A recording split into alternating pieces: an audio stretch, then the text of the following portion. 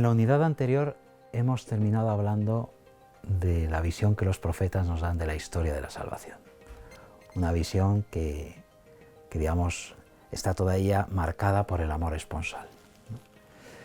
Y entonces pues es Dios que ha elegido un pueblo para hacer alianza de amor con él.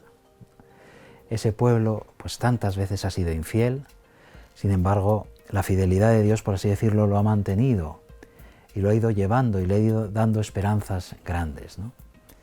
Sin embargo, si nos acercamos ya al tiempo de Jesús, pues podemos pensar que el pueblo de Israel está el pobre pues como una mujer abandonada. ¿Por qué les digo esto? Porque está pues desestructurado, las 12 tribus ya no existen. Sí que existen en el sentido de que todo judío sabe de qué tribu es, ¿no? Recordamos como San Pablo dice que yo soy de la tribu de Benjamín, ¿no? José pues era de la tribu de Judá, ¿no? Es decir, cada uno, Bernabé pues era levita, nos dice, era de la tribu de Leví, es decir, todo judío sabe cuál es su estirpe, su tribu dentro de Israel, ¿no? Pero la división del pueblo territorialmente en tribus pues estaba deshecho completamente, ¿no? Es decir, Israel es un pueblo sometido, podríamos decir es una mujer humillada. Ha sido sometido primero por Asiria, en el siglo VII, el reino del norte, ¿no? Luego por Babilonia en el siglo VI, con la gran deportación, el exilio, ¿no? Luego por Persia, ha sido el imperio que ha sucedido a Babilonia, ¿no? El imperio persa lo trata mucho mejor, pero sigue estando, digamos, sometido a una autoridad extranjera, ¿no? Luego viene el imperio helenístico de Alejandro Magno y sus sucesores, ¿no? Y Palestina pues vuelve a estar sometido esta vez pues a Macedonia, es decir, a Grecia, ¿no? Luego habrá un paréntesis en que Israel gozará de cierta libertad con motivo de la revolución de los macabeos ante las imposiciones de Antíoco IV Epífanes, el siglo II y parte del siglo I, pero en el año 63 a.C. Pompeyo conquista de nuevo para Roma, esta vez todo Palestina. Con lo cual, pues el pueblo de Israel está sometido. No es un pueblo libre, no es un pueblo con su rey, sino que está sometido pues al dominio de potencias extranjeras, que a veces lo tratan mejor, a veces lo tratan peor.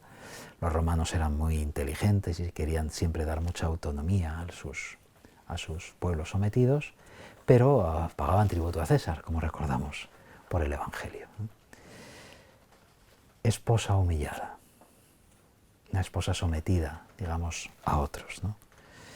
Por eso, cuando surge Juan el Bautista, surge una esperanza grandísima en el pueblo de Israel, ¿no? Y se nos presenta el fenómeno del Bautista como un fenómeno de masas, toda la gente yendo al Jordán, porque hay un profeta nuevo, hay un profeta que está realizando un bautismo que es distinto de los diversos bautismos rituales que realizaban los judíos, ¿no? Es un bautismo de conversión, es un bautismo que se realiza una sola vez, es un bautismo con el cual este profeta, este Juan hijo de Zacarías, está profetizando que se acerca una novedad, que se acerca alguien, ¿no? Y si leemos el Evangelio de San Marcos, Marcos capítulo 1, versículo 7, escuchamos lo que dice el Bautista, ¿no?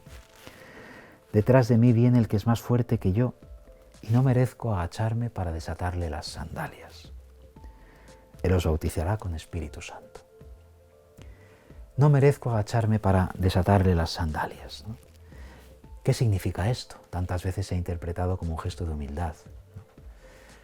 Sin embargo, el Bautista está hablando en una clave que sus oyentes entienden muy bien, porque nos está remitiendo a un precepto de la Torá, un precepto que a nosotros nos resulta muy lejano, pero que estaba tremendamente vivo, que es la ley del levirato, ¿no? Que encontramos en el capítulo 25 del Deuteronomio, ¿no? Esa ley que es tan importante que, por así decirlo, pues el libro de Tobías o el libro de Ruth pues son historias sobre el levirato, es decir, sobre cuando muere un hombre dejando a una esposa que no ha tenido hijos, como el hermano está llamado a desposarla para dar descendencia al difunto, ¿no? Esa ley que nos resulta tan llamativo, ¿no? Y si vamos a Deuteronomio 25, donde encontramos esta ley, ¿no? pues se nos dice, ¿no? Si el cuñado no quiere casarse con ella, de Deuteronomio 25:7, la cuñada acudirá a la puerta, a los ancianos, al lugar del público para juzgar, ¿no? Y dirá: mi cuñado se niega a perpetuar el nombre de su hermano en Israel, no quiere cumplir su deber de cuñado. Entonces los ancianos de aquella ciudad lo citarán y le hablarán. Pero si él sigue diciendo no quiero desposarla, su cuñada se acercará a él en presencia de los ancianos. Le quitará la sandalia de su pie, le escupirá la cara y le dirá: así se trata al hombre que no quiere edificar la casa de su hermano. Y en Israel se le llamará la casa del descalzado. ¿No? ¿En qué consiste este rito de quitar la sandalia? ¿No? Se quita sandalia a aquel hombre que está llamado por la ley a desposar a una mujer y no quiere hacerlo. Por eso Juan dice: yo no soy digno jurídicamente de desatarle la correa de la sandalia. ¿Por qué? Porque él viene a cumplir su misión de esposo. Él viene a desposarse. Es decir, él es el hijo. Encontraremos más adelante en el Evangelio de San Mateo la parábola del banquete nupcial, el rey que prepara las bodas del hijo, ¿no? Él es el hijo en el cual Dios, es decir, Yahvé, viene a desposar definitivamente al pueblo de Israel, para hacerlo definitivamente fecundo y abrirlo a todas las naciones. Por eso estas palabras del Bautista, que son enigmáticas para nosotros, ya están apuntando a lo que luego el mismo Bautista dirá, porque en el Evangelio de Juan, el Bautista habla en el capítulo 3 de Jesús como esposo, ¿no? El que tiene la esposa es el esposo. El amigo del esposo se alegra cuando oye la voz del esposo, ¿no? Esta alegría mía, dirá él en Juan 3:30, esta alegría mía ha alcanzado ya su plenitud. Por lo tanto, el Nuevo Testamento y los Evangelios coinciden en ello, nos introducen a Jesús como el esposo que viene a cumplir su misión, que viene a desposar al pueblo, y así lo transformará en la Iglesia. Es tan importante que aparece 4 veces, aparece en Mateo, aparece en Marcos, aparece en Lucas, vuelve a aparecer en los Hechos de los Apóstoles, en el capítulo 13, en el primer discurso de San Pablo, este dato del desatar la correa de la sandalia.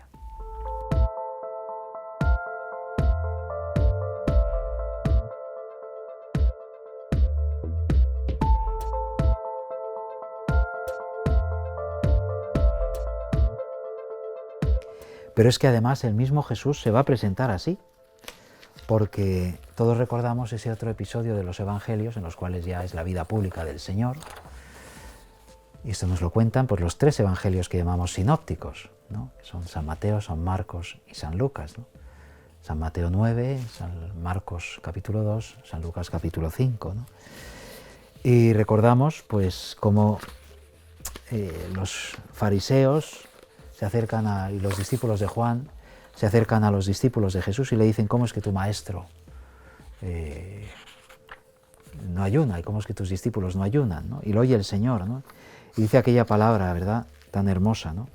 ¿Pueden acaso los hijos del banquete de bodas? Dice con una expresión que nosotros traducimos los invitados al banquete, ¿no? Pero es los hijos del banquete de bodas. ¿Pueden acaso ayunar cuando el esposo está con ellos? Dice: ¿puede ir alguien a un banquete de bodas y ayunar? Eso sería casi un insulto a los esposos. Mejor que no vaya, ¿no? Llegará el día en que el esposo les sea arrebatado y ese día ayunarán, dice el Señor, ¿no? Pero aquí vemos como con relación con los discípulos de Juan el Bautista, es decir, es un tema, el tema de Jesús como esposo, que está íntimamente ligado a la predicación del Bautista y al tema de Juan el Bautista, ¿no? Jesús se presenta a sí mismo como el esposo. Y los discípulos son los amigos, digamos, los hijos del banquete de bodas, ¿no? Es decir, aquellos que pertenecen singularmente, ese semitismo, hijos de, ¿no? Como el hijo de la impiedad, pues es alguien que está particularmente vinculado a la impiedad o a la iniquidad, ¿no? Los hijos del banquete de bodas son aquellos que son amigos tan cercanos del novio, que es que se ocupan de preparar el banquete de bodas y de servirlo y de asistirlo, ¿no? Jesús es el esposo. Y por eso Jesús viene a cumplir la historia de la salvación. y vemos como aquello que habían inaugurado los profetas, ¿no? La historia de Dios con su pueblo como una historia de amor esponsal, es, digamos, la lógica que subyace a toda la revelación. Cristo viene como esposo. Y Cristo viene como esposo para hacer que esa esposa humillada y que ha sido estéril hasta este momento, reciba una fecundidad nueva. ¿Cuál será su fecundidad? Que todas las naciones entren a formar parte de ese pueblo de Israel, ¿no? Abierto por el misterio pascual de Cristo. No nos extraña, por lo tanto, que en San Juan el primer signo que se nos narra sea el signo de las bodas de Caná. Un signo verdaderamente sorprendente. Leemos en el capítulo 2 del Evangelio de San Juan, al principio. Sorprendente porque en el fondo Jesús está actuando, aunque está claro que el esposo está por ahí. Recordamos cómo el maestresala se acerca a él y le dice, ¿no? Todos sirven el vino bueno al principio, ¿no? Y tú, sin embargo, lo has dejado para el final, ¿no? Es decir, el esposo está ahí, ¿no? Pero el que está presentándose como verdadero esposo es Jesús. De hecho, parece que, aunque no conocemos muy bien los ritos nupciales, no conocemos cosas, pero se nos escapan muchas otras, pero que el que tenía la responsabilidad de llevar el vino para el banquete de bodas era el novio, ¿no? Es decir, Jesús está actuando, ¿no? Por iniciativa de la madre de Jesús, recordamos, ¿no? Es aquella, por así decirlo, que presenta al esposo a Israel, ¿no? Jesús está actuando como el esposo de esas bodas, ¿no? Y por eso en esas bodas pues es tan importante el simbolismo del vino, ¿no? El vino nuevo que viene como a llevar a plenitud el agua de las purificaciones, ¿no? Representando, digamos, el culto de Israel, ¿no? Que era un agua hermosa, pero era un agua que apuntaba a una plenitud, y esa plenitud es el vino de la nueva alianza. El vino que es el vino del Mesías, el vino que es alegría, ¿no? Por eso el Señor pues hablaba del banquete de bodas, y el Señor hablaba de sí mismo como esposo en una relación particular con ese vino nuevo, ¿no? No se echa el vino nuevo en odres viejos, dice Jesús inmediatamente después de aquello que hemos dicho, ¿no? del ayuno y el esposo, ¿no? Es decir, el Evangelio es ese vino nuevo que viene a traer Él, ¿no? Y que en cierto modo pues recreará los odres, ¿no? Serán odres nuevos. Cristo, por lo tanto, aparece de forma consistente por todos los evangelios, aparece desde el principio presentado como el esposo, y el esposo que viene a cumplir su misión. Y por eso, cuando le llegamos a hablar a Jesús en los próximos capítulos sobre el matrimonio, comprendemos que no es alguien que habla de algo que le resulta ajeno, es alguien que está hablando de algo que constituye su verdadera identidad. Es el esposo el que nos enseña la grandeza del matrimonio cristiano.